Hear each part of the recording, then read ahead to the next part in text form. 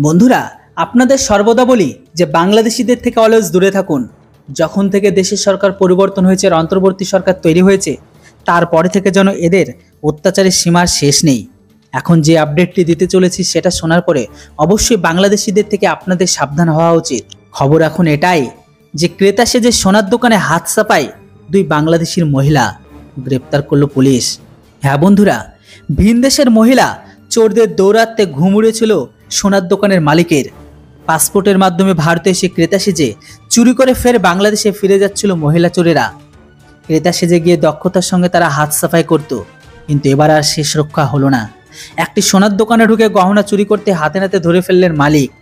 পুলিশের হাতে গ্রেপ্তার দুই ভিনদেশি মহিলা চোর। রবিবার বিকেলে ঘটনাটি ঘটেছে উত্তর 24 পরগনা জেলার গোপালনগর থানার অন্তর্গত বনগাঁ-চাকদা সড়কের কালীবাড়ি বাজারের একটি সোনার দোকানে। পুলিশ তার স্টেটমেন্টে জানিয়েছে, ধৃতদের নাম বিলকিস খাতুন ও জোহরা বেগম, বাড়ি বাংলাদেশের সাতক্ষীরা এলাকায়। তারা পাসপোর্টের মাধ্যমে ভারতে এসে চুরির ঘটনা ঘটিয়ে ফের বাংলাদেশে ফিরে যেত। পেট্রোপাল বন্দর এলাকায় একটি বাড়ি ভাড়া নিয়ে তারা থাকতো। ধৃতদের কাছে থেকে দুটি বাংলাদেশি পাসপোর্ট, সোনার বালা, দুটি আংটি, দুটি রূপোর গহনা ও বাংলাদেশি ও ভারতীয় টাকা উদ্ধার করা হয়েছে। গোপালনগর, হাবড়া, বারাসাত সহ রাজ্যের বিভিন্ন এলাকার সোনার দোকানে গিয়ে গয়না চুরি করেছিল তারা।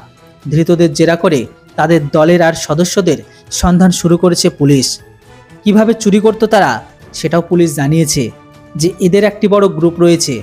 বয়স্ক এমনকি বাচ্চা নিয়ে এরা ঘুরে বেড়ায়। সুযোগ বুঝে তাদের দলের সদস্যরা কখনো ফাঁকা দোকানে কিংবা ভিড় দোকানে বাচ্চাদের নিয়ে কিংবা বয়স্ক মহিলাদের নিয়ে ঢুকে পড়ে। তারপর ব্যস্ত হয়ে দামি হার, চুড়ি, কানের দুল, আংটি দেখতে চাইতো। দোকানদারকে বলতো বিল করুন। সেই ব্যস্ততার মধ্যে হাতের কৌশলে সোনা গহনা তারা সরিয়ে ফেলতো, এমনকি সঙ্গে থাকা বাচ্চাদের কোমরে অথবা নিজেদের কোমরে গুজে ফেলতো সেই সমস্ত সোনার গহনাগুলো। তারপরে বিপত্তা হয়ে যেত তারা। সাম্প্রতিক সময়ে বারাসাত, হাবড়া সহ একাধিক এলাকায় সোনার দোকানে এই অভিনব পদ্ধতিতে চুরির ঘটনা ঘটেছিল।